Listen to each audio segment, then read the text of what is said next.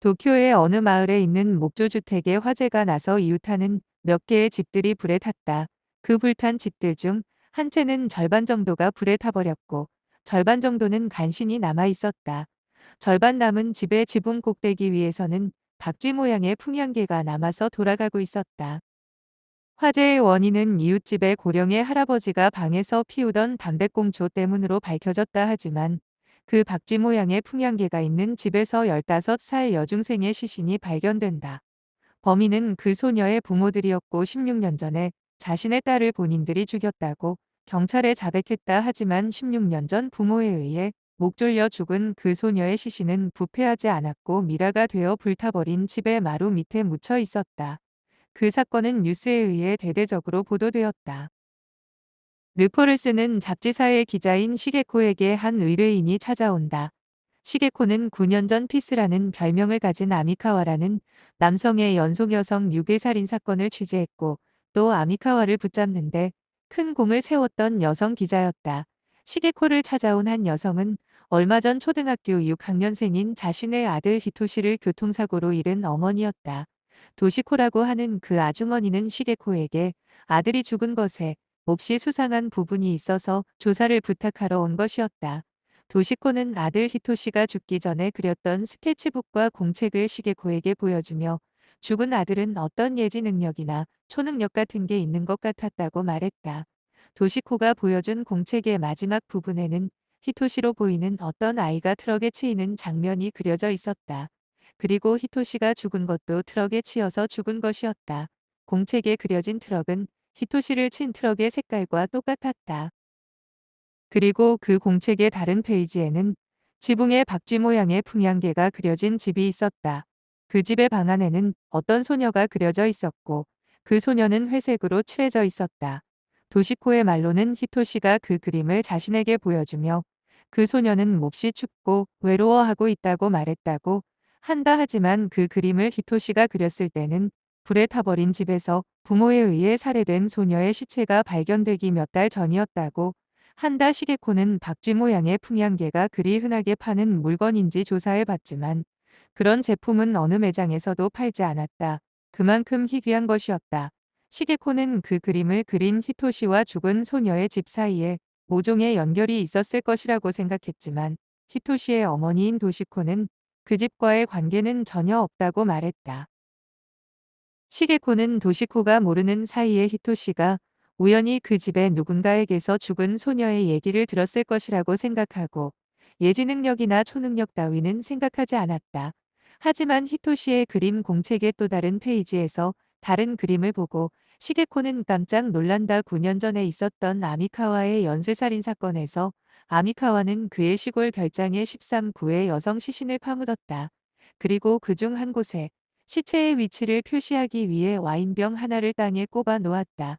그런데 히토시가 그린 그림 속에는 산장이 그려져 있었고 13개의 팔이 산장 주변의 땅에서 뻗어나와 있었다. 그리고 한쪽 귀퉁이에는 와인병으로 보이는 병이 땅 위에 그려져 있었다. 하지만 와인병이 땅에 꼽혀 있었다는 것은 뉴스에 보도되지 않은 사항이었다. 시게코는 수사 중인 경찰에게서 그 사실을 들어서 알고 있었지만 언론에는 그 사실은 보도되지 않았다. 그 그림을 보자 시게코는 죽은 히토시가 예지 능력이나 어떤 보이지 않는 것을 볼 수 있는 특수한 능력이 있었음을 느끼게 되고 도시코의 요청대로 히토시의 죽음을 조사하기 시작한다. 시게코는 박쥐 모양의 풍향계가 달린 불타버린 집을 찾아갔다. 하지만 그곳에 살던 도이자키 부부와 그들의 둘째 딸 세이코는 이미 떠나고 없었고 집은 이미 철거되어 있었다. 도이자키 부부는 16년 전에 첫째 딸인 15살인 아카네를 목졸라 죽였다고 경찰에 자백했다. 하지만 살인사건 공소시효인 15년이 지났기 때문에 그들은 풀려났고 그 후 그 동네를 떠났다. 둘째 딸인 세이코는 죽은 언니보다 6살 어렸고 지금은 25살이었다. 부모님의 자백으로 인해 세이코는 결혼한 지 3달 만에 이혼당했고 혼자 따로 살고 있었다. 가족들이 아무도 남지 않았기 때문에 시게코는 주변의 집들에게 수소문할 수밖에 없었고 그 중에는 세이코의 학교 동창들도 있었다. 세이코는 밝고 모범적인 학생이었으나 언니인 아카네는 행실이 좋지 않았다고들 얘기했다. 아카네는 중학생이 되고서는 가출을 일삼았고 고등학생인 남자와 사귀며 불량한 생활을 했다고들 했다. 그로 인해 아카네의 부모는 골머리를 앓았고 항상 큰딸 아카네 때문에 걱정이었다. 도이자키 부부가 딸 아카네를 죽인 후 거실 마루 밑에 시신을 묻었다. 그리고 3일 후 경찰에 딸의 실종 신고를 했다. 하지만 아카네가 가출한 것은 이번이 처음이 아니었으므로 동네 사람들은 다들 그러려니 하고 대수롭지 않아 했다. 오히려 문제아였던 아카네가 집을 나간 게 잘 됐다고 하는 사람들도 있었다. 시게코는 도이자키 가족들의 변호사를 통해서 겨우 연락이 가능했다. 집으로 찾아오는 취재기자들 때문에 주소도 전화번호도 바꾼 채 그들이 고용한 변호사를 통해서만 간접적으로 연락 가능했다. 시게코는 그 변호사 사무실을 찾아가 도이자키 부부 및 둘째 딸 세이코와 만나고 싶다고 부탁했는데 얼마 후 세이코에게서 연락이 왔다. 세이코는 집이 불타기 전까지 16년 동안 부모님이 언니를 죽인 사실을 모르고 자랐다고 했다. 부모님이 경찰의 조사를 받고 나서도 세이코에게 아무 말도 해주지 않고 다른 곳으로 떠나버렸다. 세이코는 시게코에게 꼭 언니가 죽게 된 이유를 알고 싶다고 부탁했다. 시게코는 도이자키 부부에게도 면담을 요청했지만 묵묵부답이었다. 히토시는 초등학생 때 수업에 잘 집중하지 못하는 아이였다. 그래서 담임 선생님에게서 야단을 자주 맞았고 담임 선생님은 히토시의 어머니 도시코에게 히토시가 아동심리상담 프로그램을 받을 것을 권유했다. 히토시는 일주일에 몇 번씩 구리바동센터에 있는 심리상담 선생님에게서 상담을 받았다. 하지만 히토시를 상담했던 상담 선생님은 히토시에게 큰 문제가 없었다고 했다. 오히려 히토시의 미술 선생님이었던 여선생님은 히토시의 그림 실력을 매우 칭찬했고 히토시의 그림은 학교 전시회에도 걸리곤 했다. 시게코가 조사하던 중 히토시의 미술 선생님은 뜻밖의 얘기를 시게코에게 해주었는데 히토시는 자신이 비밀로 사귀던 학교 내 남자 교사와의 사이를 알아채고 자신에게 물어보았다는 것이었다. 미술 선생님은 사귀었던 남자 교사 또한 히토시를 잘 모르고 가르친 적도 없다고 했지만 어느 날 히토시가 자신에게 와서 그 사람과 사귀는 것을 알고 있다고 했다고 얘기했다. 그리고 시게코가 조사한 바로는 히토시의 담임 선생님이 히토시를 싫어했던 이유는 담임 선생님이 여자아이들을 대상으로 성추행하는 것을 히토시가 알아차렸고 그것을 아동심리상담 선생님께 얘기했기 때문이었다. 아동심리상담 선생님은 히토시에게 직접 본 것이냐고 물었지만 히토시는 그것은 아니라고 했다. 상담 선생님은 실제로 본 것이 아니면 그런 말은 하지 않는 것이 좋다고 훈계했고 히토시는 다시는 그 말을 꺼내지 않았다. 하지만 얼마 후 히토시의 담임 선생님은 아동 성추행 문제가 발각되어 다른 학교로 전근을 가게 되었다. 시게코가 도이자키를 조사하던 중 도이자키가 주변 사람들에게 오랜 기간에 걸쳐 돈을 빌린 것을 알게 된다.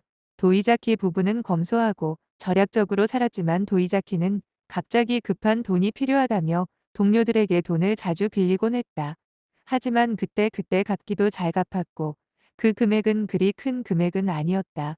도이자키가 돈을 빌린 것은 10여 년 전부터였으며 마지막으로는 둘째 딸의 남편에게도 20만 엔을 빌렸다. 시게코는 근면 성실하고 근검절약적인 도이자키가 그렇게 돈을 빌린 것은 누군가에게 그 돈을 보내주기 위한 것임을 직감했다. 그 즈음 시게코는 도이자키의 변호사를 통해 도이자키와 연락이 닿을 수 있었고 도이자키와의 만남에서 시게코는 그 문제를 얘기했다. 도이자키는 사실 누군가로부터 협박을 받고 있었고 딸을 죽인 것을 알아차린 누군가에게 그 돈을 계속 주고 있었던 것이었다. 첫째 딸 아카네는 죽기 전 불량 고등학생과 사귀고 있었다. 그날도 아카네는 그 남자를 만나기로 했고 아카네가 나타나지 않자 그 남자친구는 도이자키의 집으로 찾아온다. 아키오라고 하는 그 남자는 어제까지만 해도 자신을 잘 따르던 아카네가 갑자기 사라진 것에 대해 도이자키 부부에게 추궁했고 아카네를 내어놓지 않으면 경찰에 신고하겠다고 협박한다. 도이자키 부부는 그 불량 학생의 기세에 눌려 그만 아카네를 죽인 것을 실토하고 말았고 그 후로 주기적으로 그들을 협박하는 아키오에게 돈을 건넨다. 하지만 집이 불에 타고 아카네의 시신이 발견되어 경찰 조사를 받고 나서는 아키오는 더 이상 도이자키 부부를 찾아오지 않았다. 히토시는 아동심리상담센터에서 소개해준 푸른 하늘 모임이라는 곳에 가입했다. 그곳은 대기업에서 운영하는 아동복제 프로그램이었고, 정기적으로 아동들에게 독서 낭독회나 하이킹, 견학 같은 활동들을 주최했다.